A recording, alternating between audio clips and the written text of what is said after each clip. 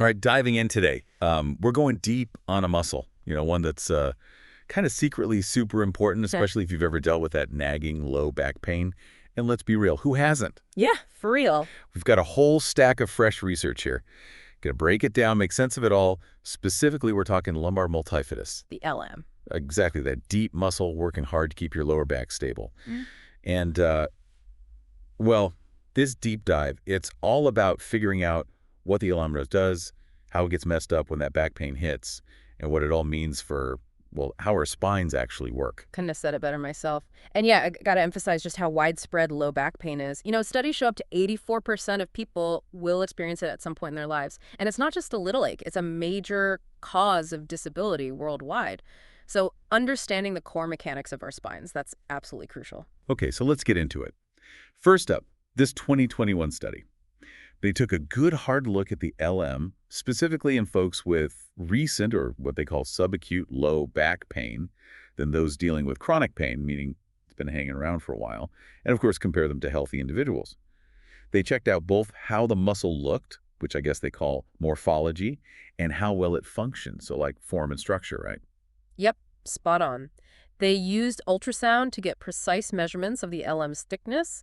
Then they used some fancy 3D motion capture tech to analyze trunk range of motion. And on top of that, they used EMG to look at the electrical signals happening within the muscle itself. What makes this study so cool is that direct comparison across those three groups. So when they look at that muscle thickness, what popped out? Well, the biggest thing was the difference in the thickness of the lumbar multifidus, the healthy individuals. They had a significantly thicker LM compared to both the subacute and chronic low back pain groups. We're talking a difference of about 30%, which is pretty substantial. Wow, 30%, that's huge. Right. There was also a trend suggesting the muscle might thin out even more as pain becomes chronic, but that specific difference between the subacute and chronic groups, it wasn't statistically significant in this study. So the takeaway.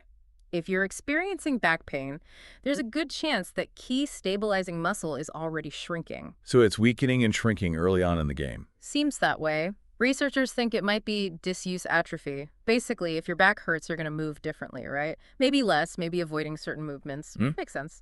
But that means less use of the multifidus. And that can lead to it weakening and shrinking, potentially within the first 3 months of pain. Makes sense, yeah. Did they find differences in how much people could move their trunks? Definitely. Mirrored the LM thickness findings, actually, the healthy group. Way more range of motion in their trunks compared to both back pain groups. Forward bending, backward extension, even side bending. They had it all. So less movement, thinner muscles seems connected. Now, they measured the electrical activity in the muscle, too, using that EMG. What did that tell them? This is where it gets kind of interesting. They didn't actually find significant differences in electrical activity between the groups when they did this test. The Bering-Sorensen test. It's where you basically hold your upper body extended, fighting gravity for as long as you can. Really tests endurance. Yeah, I'm familiar with that one. Seems counterintuitive, though. You'd think there'd be a difference in how the muscle fires if someone's in pain. Yeah, it is a bit of a head-scratcher at first. But the researchers explained it pretty well, I think. See, the Bering-Sorensen test, it's a static contraction, meaning it's not just the multifidus working, but a whole team of back muscles. So it might not be sensitive enough to isolate the multifidus's role in, the smaller dynamic movements we do all the time that actually keep our spine stable. It's possible other muscles were picking up the slack, compensating for any changes happening in the multifidus during that held position. So even though the size and movement were different, the way the multifidus was firing during this specific test wasn't all that different. Really shows you how complex this muscle's role is, right? Yeah. What did they see as the key takeaway from all this for clinicians? Bottom line, they think both the thickness of the lumbar multifidus, specifically as measured by ultrasound, and the range of motion in the trunk, those could be really valuable clinical tools for assessing and managing people with low back pain because they're so different compared to healthy folks. Okay, so that gives us a pretty good picture of how the multifidus looks and acts in people with and without back pain. Let's move on to our next study, this one from 2023. They went a different route, using something called musculoskeletal modeling to figure out the multifidus's role in how the spine moves and handles loads. Can you break down what that actually means? Sure, it's basically like building a super detailed computer simulation of the spine and torso, with all the muscles like the multifidus represented. Then they can play around with different factors in that virtual environment. Like they can take the multifidus out, make it weaker, and then see how those changes affect forces and stress on the spine during movement. Sounds pretty high tech. Yeah. What they learned about the multifidus specifically? Well, one big finding was that when they included the multifidus in their models, those simulations were way more accurate and successful, especially when simulating forward bending. But the models without the multifidus, those were way less successful, especially at larger bending angles, like when you're reaching down to pick something up. So they kind of need to include the multifidus in the model to make it work right, especially when we bend. Totally. And here's the kicker. The models without the multifidus, those showed the highest normalized compressive forces at that L4, L5 level, which is like prime real estate for low back pain to strike.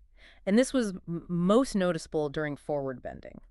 Normalized compressive forces, it's basically how much squashing force is on that part of the spine adjusted so they can compare different models. How much higher were the forces, actually? Give us a sense of the scale. Oh, it was a big difference. Even at a small bend, like 30 degrees forward, the compressive forces at that L4, L5 level were almost twice as high, 1.82 times to be exact, in models without the multifidus compared to the ones that had it. That's a lot more pressure on that part of your spine just because that muscle isn't there to help out. Wow, that really drives home the point. So this muscle is a real workhorse, distributing those stresses and strains on our backs. Now I'm curious, they also looked at what happens when the multifidus is unevenly weak, like one side is weaker than the other.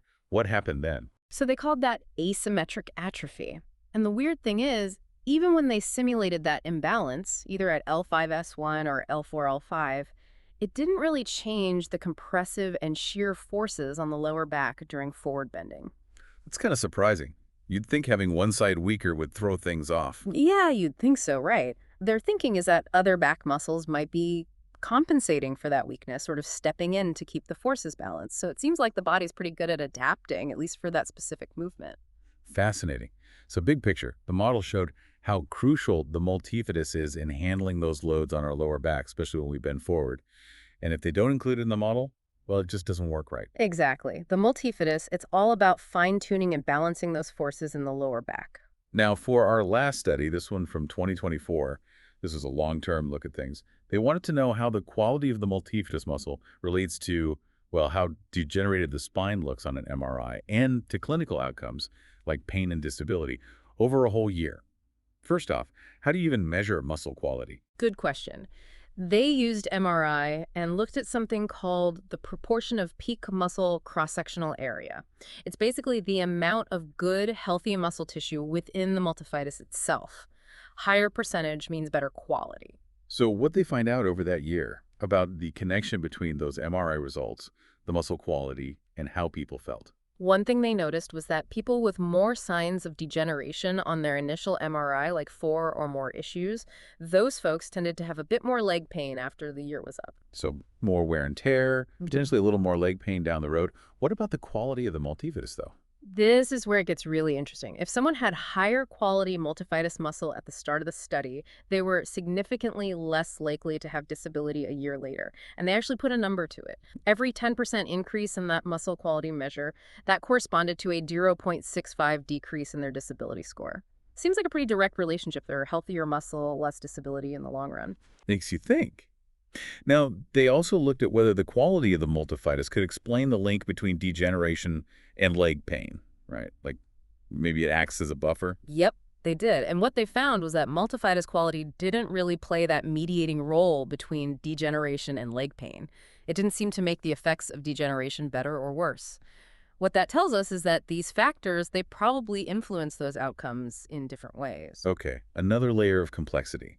What about back pain itself? Did the muscle quality or the amount of degeneration affect whether that got better over the year? You know, in this study, neither of those things seem to be a major predictor of improvement in back pain intensity over that year. So it's all pretty specific.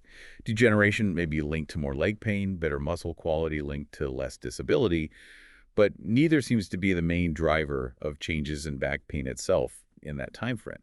What's the bottom line from this 2024 study then? Well, they basically concluded that the relationships between degeneration, the quality of the lumbar multifidus, and pain, those are complicated. They likely involve separate pathways. Clinically, though, the takeaway is this. Doing things to improve or even just maintain the quality of your multifidus, that could have a real impact on disability levels no matter how much degeneration you have.